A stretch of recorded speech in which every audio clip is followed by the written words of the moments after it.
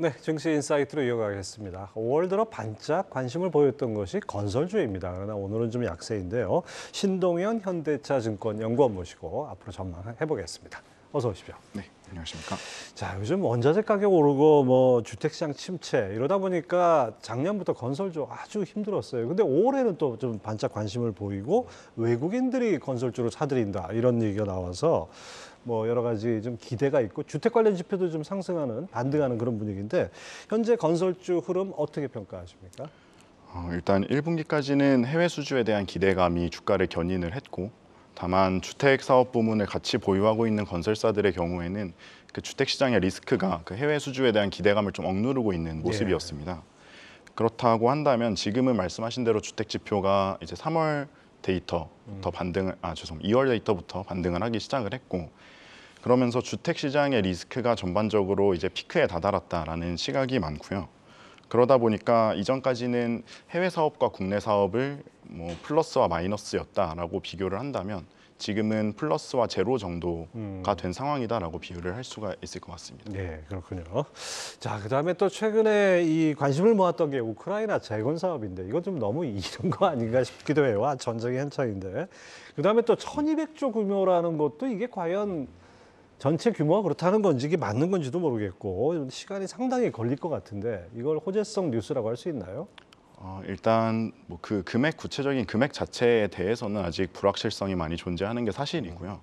다만 정부가 직접 나서서 그 우크라이나의 재건 사업을 지원하겠다라는 것 자체는 팩트이고, 예. 그것만 봤을 때는 확실히 국내 건설주들의 입장에서는 긍정적인 뉴스인 건 확실하다고 보고 있습니다.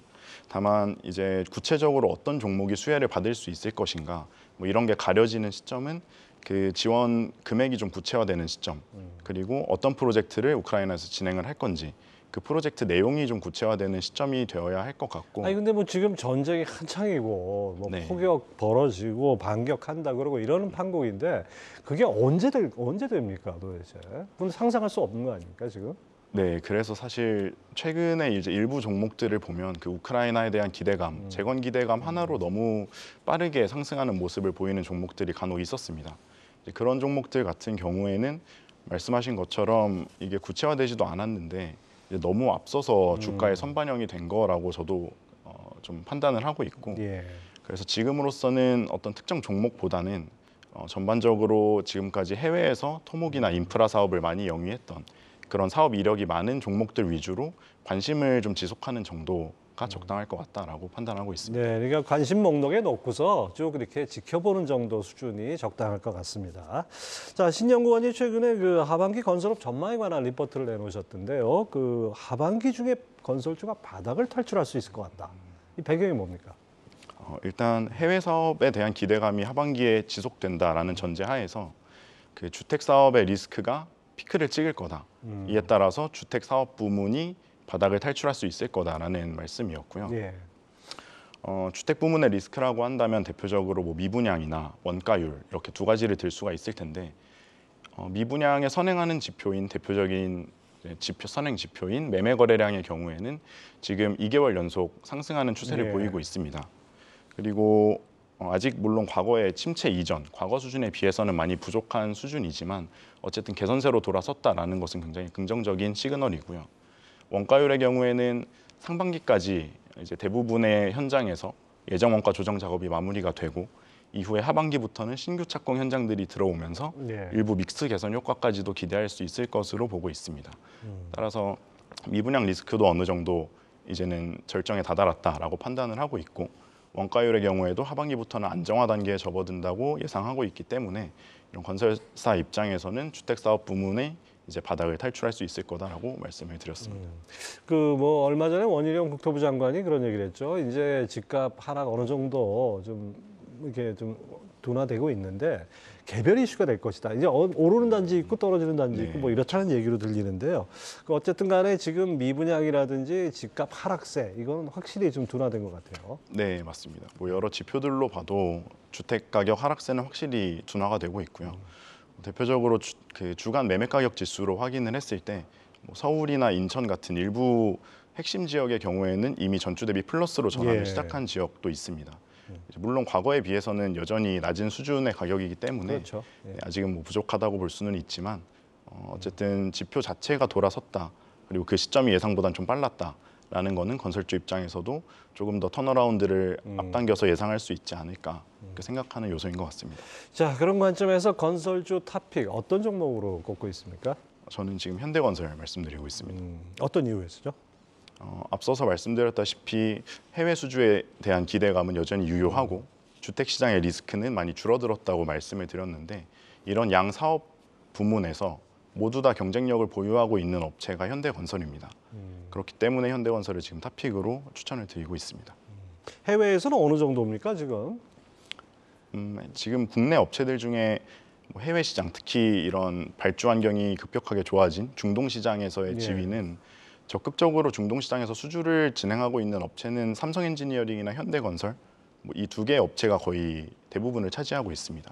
물론 뭐 대우건설이나 DLENC도 일부 있기는 합니다만 지금 해외 주요 프로젝트 추진하는 것들이 나오네요. 네네. 아직 확정된 것들은 아니죠. 이제 저런 것들이 계속 앞으로 발주가 나온다는 얘기인가요? 이 리스트는 이미 발주가 나와서 현대건설이 입찰을 해놓은 상태. 결과는 아직 안 나왔고. 네, 지금 결과만 기다리고 있는 상황이고 가장 우측에 수주 예상식이라고 표시해 놓은 게 일단 일정상 수주가 저때 발표가 될 거다라고 표시를 해놓은 겁니다. 예. 아무튼 뭐 해외 수주 면에서는 뭐 상당히 경쟁력이 있다는 점, 그거는 뭐 우리가 다 아는 얘기인데 이 국내 주택 시장 비중은 어느 정도입니까? 현대건설 전체 매출에서? 현대건설이 한 절반 정도라고 생각하시면 될 것 같습니다. 그러니까 국내 주택 시장이 살아난다면은 해외 수주를 기반으로 상당히 턴어라운드를 기대할 수 있다. 이렇게 보면 되겠죠? 네, 맞습니다. 근데 최근에 100억 달러 규모 카타르 LNG 프로젝트 수주에 실패를 했어요. 네. 이거 영향은 없을까요? 물론 이게 워낙 큰 규모의 프로젝트였기 때문에 실추했다는 게 굉장히 아쉬운 소식이기는 합니다만 아까 리스트에서도 보셨다시피 이 카타르 LNG 프로젝트를 제외하더라도 굉장히 많은 풍부한 파이프라인을 보유하고 있습니다. 그래서 이 프로젝트 이외에 다른 입찰 리스트만 하더라도 올해 현대건설이 연간 그 수주 가이던스, 그 해외 플랜트 수주 가이던스를 달성하는 데에는 크게 무리가 없다라고 판단이 되는 수준이기 때문에 또 실제로 지금 중동 쪽에서 아미랄 프로젝트 같은 경우는 거의 수주가 확정이 돼서 이제 아미랄 프로젝트가 어떤 거죠? 그거는 좀 석유화학 프로젝트로 예. 이제 생각하시면 되겠고요. 두 개 패키지 각각 15억 달러 정도 규모의 프로젝트인데 그 두 개 패키지 합산 30억 달러죠. 그 프로젝트를 지금 현대건설이 거의 수주가 확정이 됐다라는 뉴스까지 나온 상황입니다. 예. 그래서 물론 수주 확정이 공시가 뜨려면 아마 올해 상반기 말에서 하반기 초까지는 가봐야 하겠지만 이는 거의 확실시되고 있는 뉴스여서 이제 이걸 시작으로 하반기부터는 본격적인 해외 수주를 확인할 수 있는 그 사이클이 시작될 거다라고 보셔도 무방할 것 같습니다. 현대건설 목표 주가와 투자 전략은 어떻게 잡고 있습니까? 지금 목표 주가 55,000원이고요. 이제 지난주 금요일 종가 기준으로 상승 여력 한 41% 정도 되고 있습니다.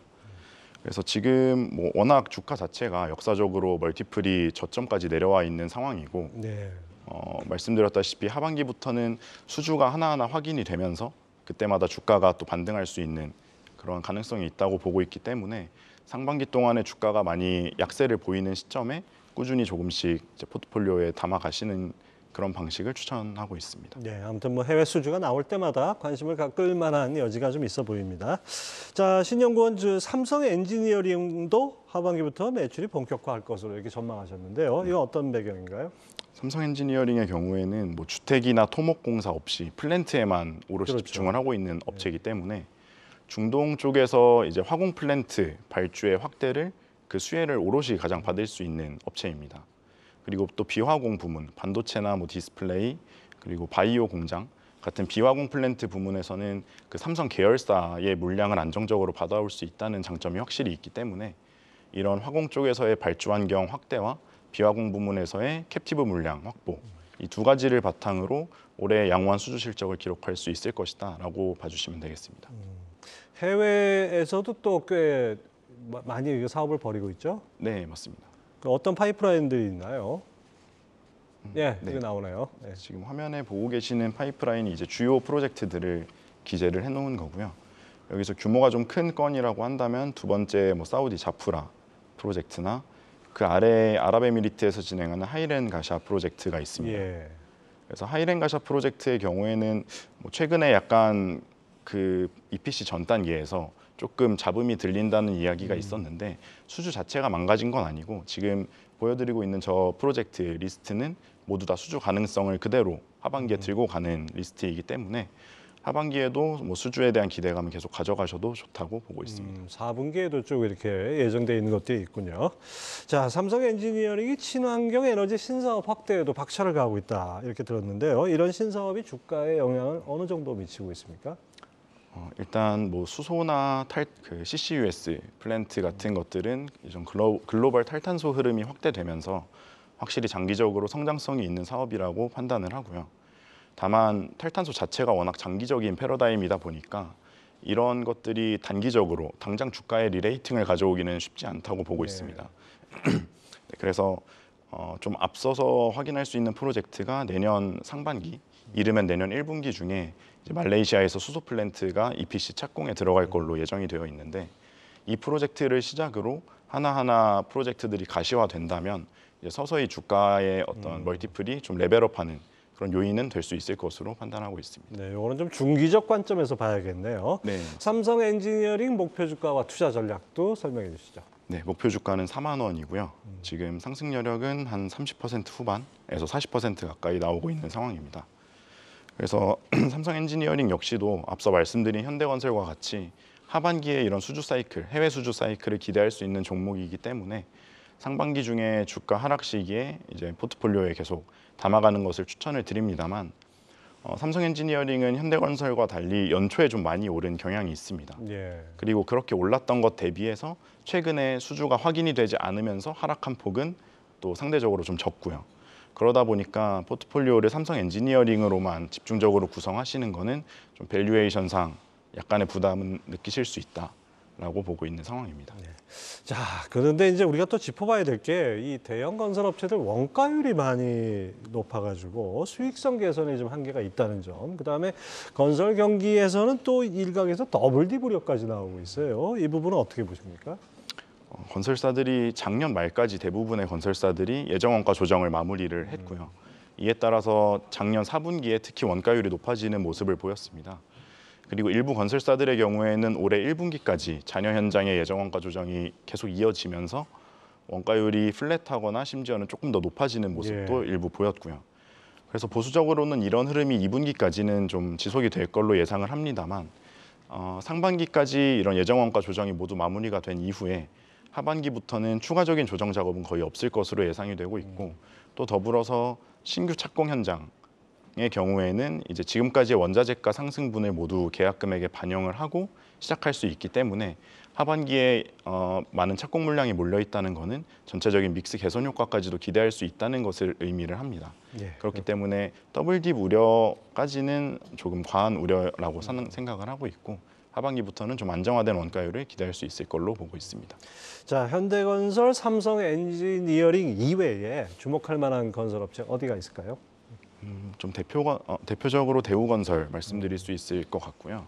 대우건설은 다른 업체들과는 다르게 뭐 리비아나 이라크, 나이지리아 뭐 이런 일부 본인들이 강점을 가진 그런 거점 국가들 위주로 수주 전략을 펼치고 있습니다.